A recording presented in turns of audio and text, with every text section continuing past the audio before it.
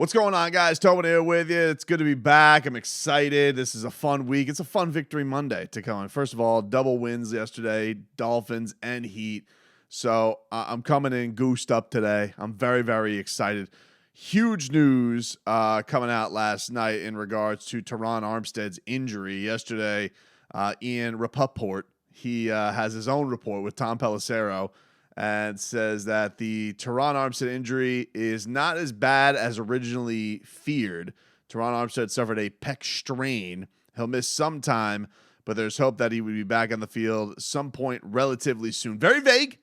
Very vague. Relatively soon is, very up there. Now, we do know that a couple things with Terron Armstead. One, he's a dog. I mean, this guy has been playing through a lot basically all year. He knows how to play through things. This is what you knew when he was signed as a free agent.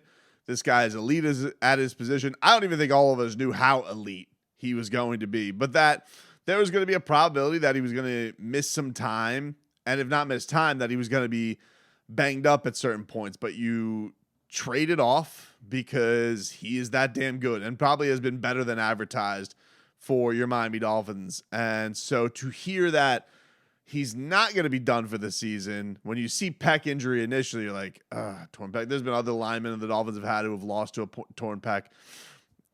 It would be an absolute crushing blow. And I think for right now, as Dolphin fans, you're looking at this team in terms of replaceability or of importance.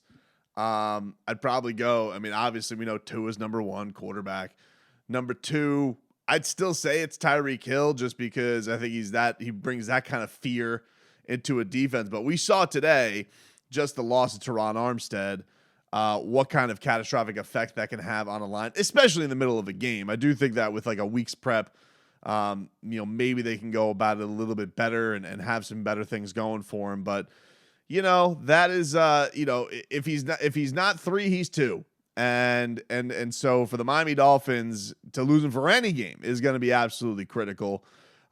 He is the anchor of that line. He is a captain of this team.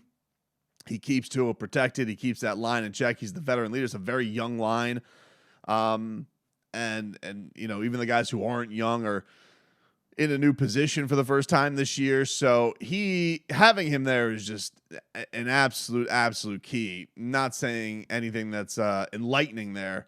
So to find out that it's at worst going to be maybe missing a little bit of time, but they'll get him back for some kind of a stretch run is huge. It's absolutely huge. And look, it's a tough time to go out, because I do think that this coming up here, these 3 weeks are, probably this is the toughest road trip of the season. This is one of the toughest stretches of the season. You're taking on, 3 very good teams. You're taking them all out on the road. There's going to be a West Coast stayover for practices between San Francisco and LA, and then you have to travel across the country for training camp, and then you got to get ready for Buffalo. And who knows what those conditions are going to be like. Depends if Buffalo's in the mood. Do they want to play in weather? Should we go play this inside? They dictate. They're the only team that, gets to play in weather willy-nilly. It's too hot, too much snow, I don't know. Let's just go play in a dome. You never know with them. It's a wild card. It's a wild card with Buffalo, so you're never quite sure. But the wild card for the Dolphins is if you don't have Terron Armstead for any length of time. It's going to be an absolute wound. It's going to be a huge deal for this team to not have him. And I think a lot of Dolphins fans came out yesterday with the concern of the addition of Austin Jackson, the line just not looking, even when Terron Armstead was in there, we all kind of acknowledged that line was not looking as crisp as it did in previous weeks. And I don't know if that's a credit to Houston. I would say that they're not, you take on a team that's now 1-9-1. You're not thinking that they can blow you up on the line. Look, Tua wasn't sacked in 2 weeks before that. The protection had been really, really beautiful for him. We saw the run game get going against Cleveland. It was one of the most balanced games we had seen all year. Then you have this bye week, and then you have a new wrinkle added into the line. It's tough not to jump to that conclusion, right? Now, after the game, Tua, he's taking the blame for it. He's saying that he took, some liberties with play calling that put his teammates in bad positions. I believe his quote was, I think I had some plays that I told McDaniel I liked. I put some of the guys in bad situations by doing it. So like I said, I had to find a rhythm in the game with the guys or your players. I would say that falls on me, but we'll be better for it. And then Mike McDaniel kind of said something similar in regards to, he was saying that he went rogue with his play calling, that he didn't exactly stick to the game plan that he had set out for himself, which I will say, I think we all watched this game and thought this is kind of an odd game for Mike McDaniel to call, especially you think you're a game removed, 2 weeks removed from what was really the most balanced game we had seen from the Miami Dolphins. And for them to be in such a position to run the ball and get something going, they were still slinging it, and they were slinging it deep. They were taking big shots with Skylar Thompson. Tua was obviously getting lit up. I think we all found that a little bit confusing, though also we know with Mike McDaniel, he will never throw a player under the bus. It is not his style. He is very much going to be in the protect my players mode. That is what he is. You respect him for it. But, he was asked after the game. There's a back and forth that goes to the line and Tua, where Tua has to make the plays in an adequate amount of time and get to those guys vice versa. If anything does happen with Terron Armstead, you have to play with that Terron. How has Tua made it easier for the O-line going forward? How has the O-line made it easier for Tua? And Mike McDaniel says, that's one of the reasons I'm so accountable from my end at the end of the second quarter and the beginning of the third specifically, because that group effort has been committed towards getting the ball out, having timely concepts, and not putting people in position to be in harm's way. And I think that's something that you have with the tackle from the beginning of the week. I had thought that in our plan. I had thought we had that in our plan. My biggest problem with the game is that I didn't really lean on those portions of the game plan, and I went rogue to a degree. I think there's something that we're all playing football together.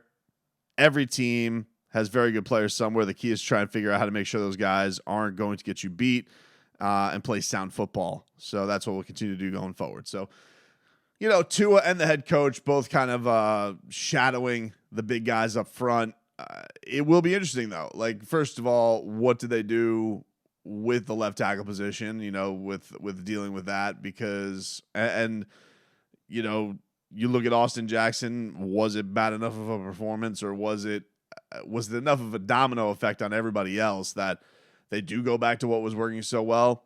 I think that maybe this is an easier question if you don't have the injuries looming with Armstead, but now that they are there, this could make it a little bit iffier to go and make wholesale changes back to what was essentially what wasn't broke, don't fix it. I know a lot of people have kind of gone with that kind of measure for it. But this should be a fun week coming on up. The Miami Dolphins getting ready for a good 49ers team that is, that everybody is kind of one of everybody's darlings of the league. Everybody loves Shanahan.